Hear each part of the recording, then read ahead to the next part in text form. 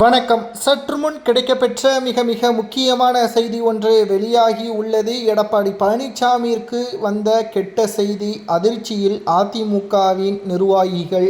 2026 சட்டசபை தேர்தல் ஏப்ரல் 23ஆம் தேதி நடைபெறுகிறது. அதிமுக ஆட்சி அமைக்க வேண்டும் என்றால் விஜய் அவர்களது பங்களிப்பு தேவை. விஜய் அவர்களது ஒட்டுமொத்த வாய்ப்புகள் கொடுத்தால் மட்டும்தான் அதிமுக அரியணை ஏற முடியும். கடந்த 3 நாட்களாக நடைபெற்ற கருத்து கணிப்பின் அடிப்படையில் அதிமுகவும் திமுகவும் சில தொகுதிகளில்தான் வித்தியாசம் இருப்பதாகவும், ஆனால் தமிழக வெற்றிக் கழகம் 20 முதல் 25 தொகுதிகளை கைப்பற்றும் என்ற தகவலும் வெளியாகியுள்ளது. ஆட்சியை அதிமுக அமைக்க வேண்டும் என்றால் எடப்பாடி பழனிசாமி அவர்கள் விஜய் அவர்களிடம் கூட்டணியை உறுதி செய்ய வேண்டும் தேர்தலுக்கு பிறகு என்ற தகவல் தற்பொழுது கிடைக்கப்பெற்றுள்ளது. ஆனால் விஜய் அவர்கள் கூறுவது என்ன தெரியுமா? முதல்வர் வேட்பாளர் நான் தான். அதற்கு எடப்பாடி சம்மதம் தெரிவித்தால் கூட்டணி உறுதி செய்யப்படும்.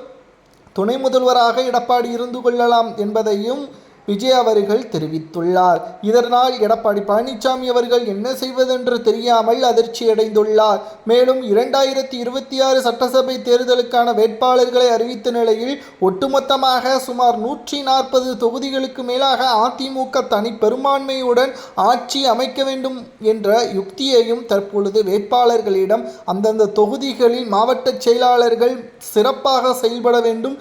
தோல்வியடையக்கூடிய மாவட்டங்கள் நிச்சயம் அவரது மாவட்ட செயலாளர் பதவியும் பறிக்கப்படும் என்பதையும் தற்பொழுது எடப்பாடி எச்சரிக்கை செய்துள்ளார்.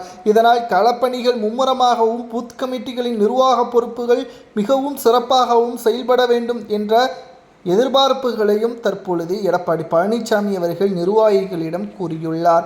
ஆனால் கிட்டத்தட்ட பல கருத்து கணிப்புகளை நாம் பார்க்கும் பொழுது விஜய் அவர்களது ஆதரவு இல்லாமல் அதிமுகவால் ஆட்சியே அமைக்க முடியாது என்ற ஒரு சூழல் உருவாகுமேயானால் எடப்பாடி துணை முதல்வர் பதவிக்கு விட்டு கொடுப்பாரா, அல்லது ஆட்சியே வேண்டாம், நாங்கள் எதிர்க்கட்சியாக இருக்கின்றோம், திமுக வேண்டுமானாலும் ஆளும் கட்சியாக இருக்கட்டும் என்பதை கூறுவாரா என்பதை பொறுத்திருந்து பார்க்கலாம்.